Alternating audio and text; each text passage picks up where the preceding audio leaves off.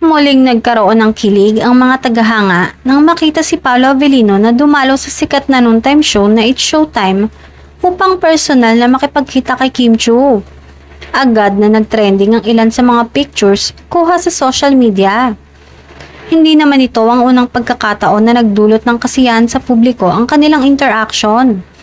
Ngunit ang pagbisita ni Paolo sa studio ay tila may espesyal na kahulugan para sa mga taga-suporta nila. Ayon sa mga saksi sa kaganapan, abala si Kim Chiu bilang host ng It's Showtime nang maganap ang hindi inaasahang pangyayari.